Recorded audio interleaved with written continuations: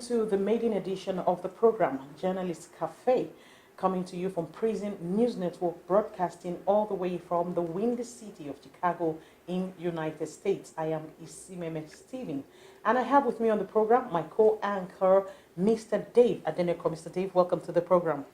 Hello, Easy. How are you doing today? I'm doing very well. How are you? I'm doing good. It's single digit in Chicago. It's I know. really chilly. They don't call it the windy city for nothing. It has that reputation. But you know what, Easy? I think I want to be here right now. I don't want to be part of that political brouhaha that is going on in Nigeria. Exactly. Talking about political brouhaha, there is an ongoing saga between the executive and the judiciary in Nigeria. And this was presented by the suspension of the Chief Justice of Nigeria, Chief Justice Walter Onnoghen, by the President Muhammadu Buhari on Friday, the 25th of January. Well, there has been an issue with the Chief Justice in terms of the fact that a case was brought against him of violation of the policies of the Code of Conduct Bureau for public officials when he was accused of receiving huge sums of amounts of money in foreign currencies and Nigerian currencies stocked in different accounts, and he did not declare it during the asset declaration as is expected for every public office holder in the country. Now, President Muhammadu Buhari, in an unprecedented move, suspended the Chief Justice of the Federation without any deference to the rule of law. A lot of people are saying this is against the tenets of the democracy, the very new and vulnerable democracy that we have in Nigeria that we are trying to nurture. And a lot of people are even saying that this could be politically motivated based on the fact that elections are just 2 weeks or 3 weeks away in the country. And the suspended Chief Justice was supposed to have convened an election tribunal the next day before he was suspended, and a new Chief Justice was sworn in by the President.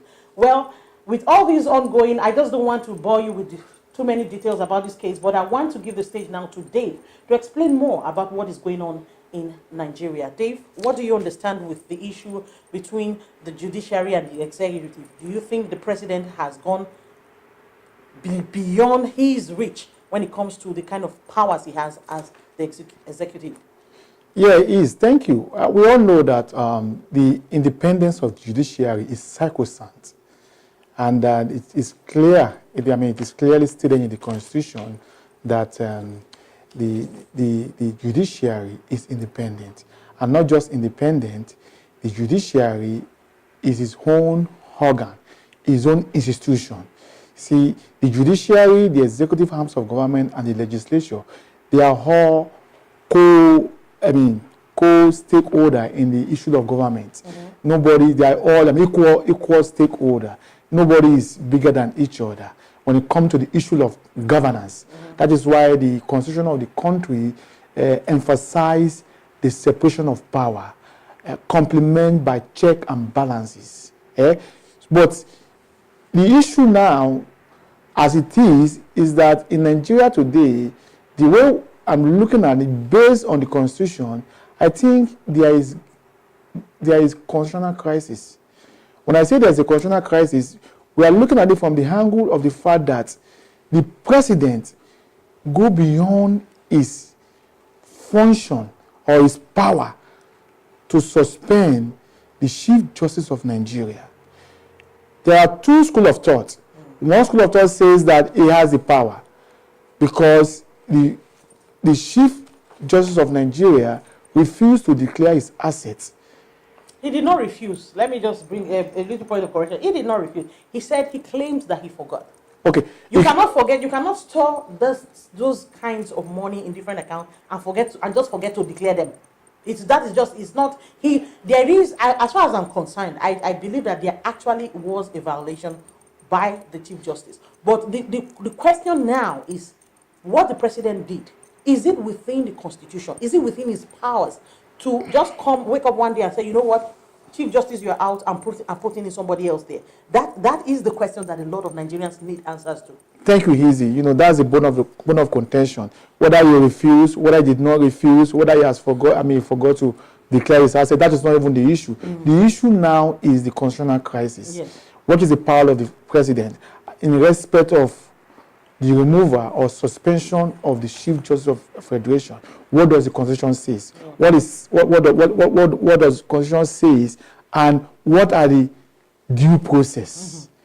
So the due process, according to Section 292, if I may write, it says that for the Chief Justice of Nigeria to be removed from office, it has to go through the Judicial Service Council, meaning that the Judicial Service Council have to investigate if truly there's a violation, and once that is established, then they will now forward their report to the president.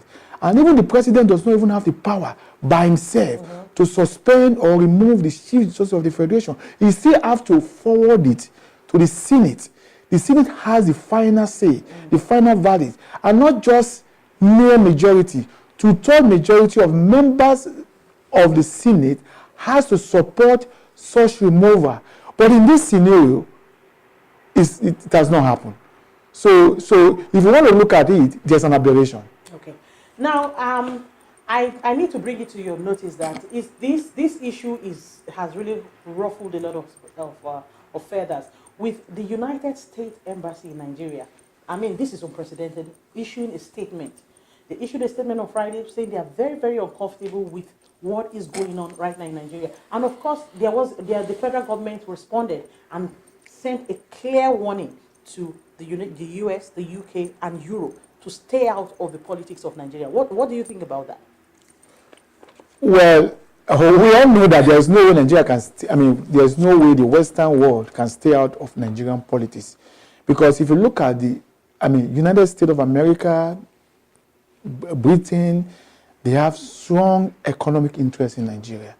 They have their own interests that they have to protect in Nigeria. When we look at Shell, we look at Schlumberger, we look at Chevron, see, all these companies are situated in Nigeria. And not only that, Nigeria is also a member of the Commonwealth. So there is no way Nigeria as a country can live in isolation. There's no way you can say, you know what, to hell with you, Western world. It's not going to happen. I mean, if this is the path that this present Buhari administration want to take, it signal a lot of trouble for the country. Yeah. Speaking about trouble, Dave, what do you think the implication of the move by the president is? Not just for, I'm not talking about just the international world, I'm talking about Nigerians themselves. What do you think could happen if there's no reversal of the decision of the president to suspend the Chief Justice of Nigeria? What could be the implication? I'm talking about politically, because Nigeria, like we always say, is a very diverse country. Now, people are saying, listen, the person in charge of INEC, Fulani Hausa, now the Chief Justice, Fulani Hausa. A lot of times when elections come in and people have issues that they are not too happy about, is the tribunal they always go to say, okay, try and see how you can resolve this. Now, if somebody who people think is loyal to the president is now in charge, how will there be any justice on the part of the opposition seeking any kind of redress from the court? Well, like you said, there are two different school of thought out there. Yeah. Some people are saying that we have to fight corruption, and the only way we can fight corruption is by using naked power. Yeah. Is by whatever means forceful and just. And some people are saying, you know what, we still have to follow the due process. From what President Muhammad Buhari did on Friday, this is what I'm seeing. What I'm seeing is that I'm seeing the Constitution of Nigeria being suspended. I'm seeing a semblance of military rule. And if there's a constitutional crisis, if the president of the country is not following what the Constitution says, then he's saying to hell, I'm sorry for using the word to hell with the Constitution. But he had a sworn oath.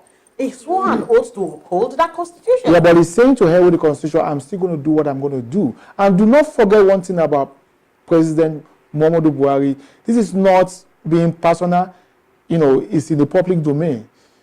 Many times, the court of law have granted Dasuki, granted him bail, but Dasuki today is still in detention. President Muhammadu Buhari is known for flagrant disobedience of court rules and orders. Yeah. So he has that antecedent. Don't forget, even in 1984, what he did in 1984. Even though in 1984 we are under military rule and we are being governed by decree and edicts, but even under military rule, the military will not suspend all the constitution. Mm-hmm. They just suspend some part of the constitution. Mm-hmm. But we've seen, journalists being put in jail. We've seen media house being invaded. We are seeing the same thing under President Muhammadu Buhari. About 2 weeks ago, they invaded the media house. They ransacked, they vandalized their equipment. They incarcerated the editor and some newsmen for like few days before they were released. If you look at it, there is no justification for it. There is no justification for it. And to me, like I said, this is like aberration upon aberration. And I don't know, because right now, everything is still in the dark. We don't know what is going to happen right now. But a lot of people have been condemning his action.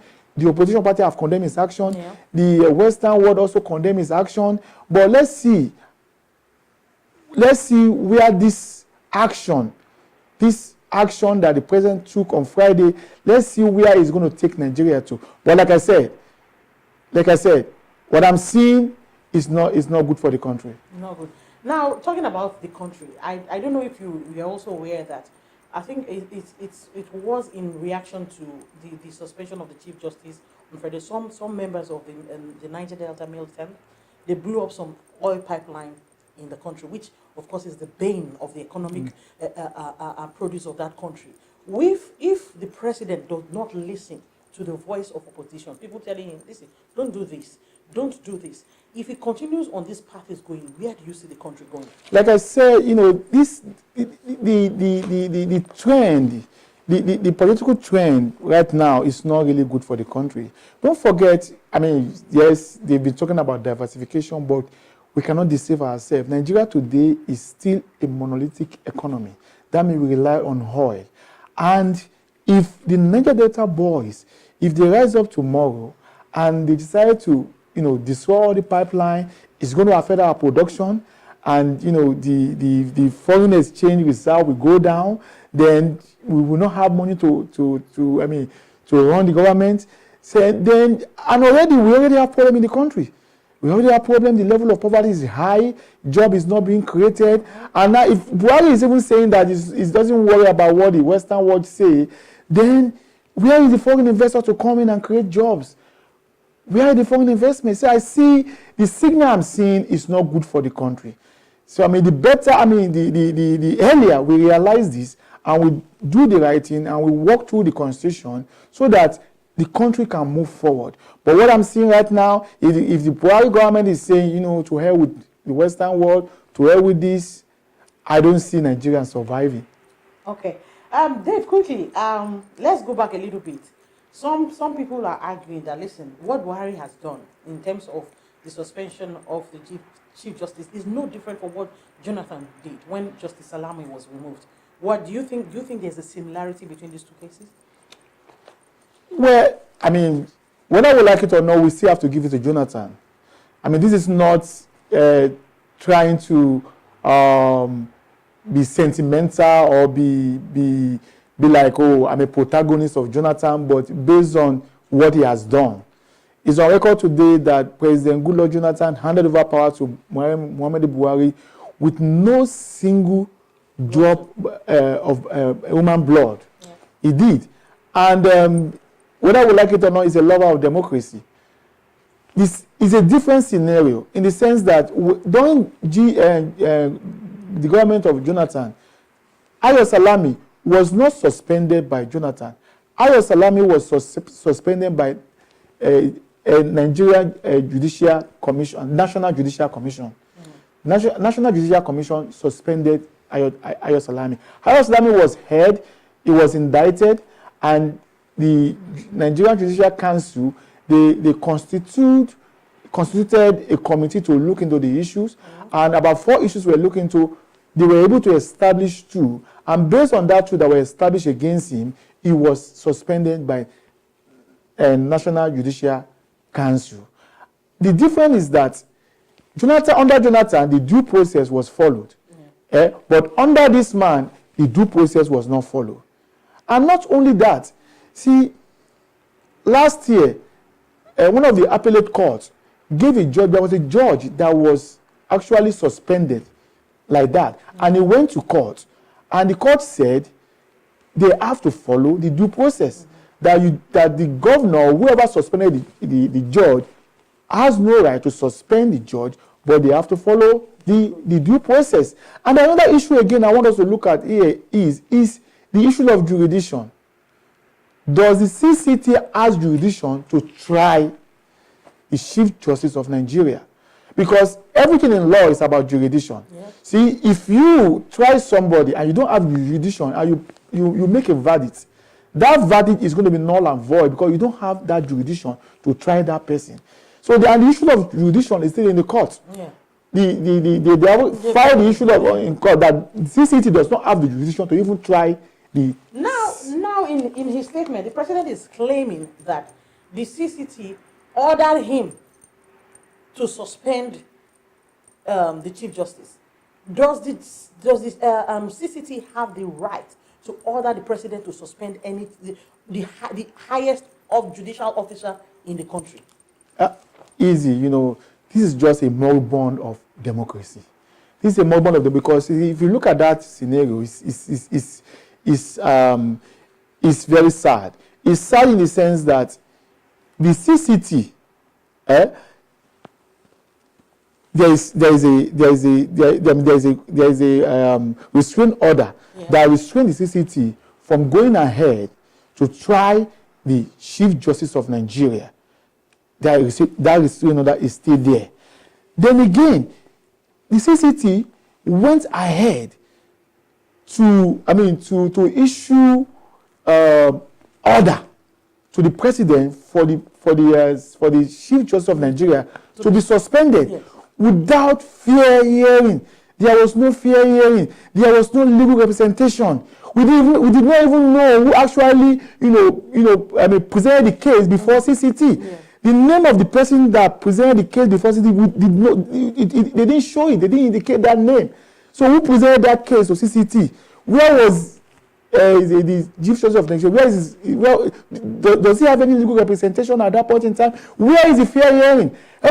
See, when it comes to justice, there must be fair hearing. And don't forget, we all know that you are not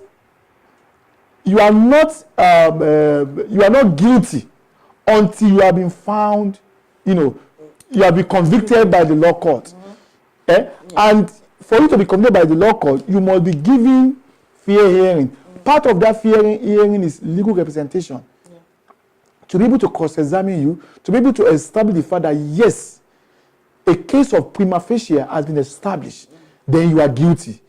So the president, going ahead to suspend the Chief Justice of Federation and immediately swearing in a new acting Chief Justice, and less than 24 hours, constituting the tribunal that will look into the election, there is a strong political undertone. And like I said, it's all moribund. Okay, you've been hearing from Dave, who has been trying to analyze what is going on in Nigeria as far as the election, the politics, and the environment right now before the 2019 election. We're going to take a quick break. When we come back, we'll look at other issues concerning the Nigerian 2019 election. We'll be right back.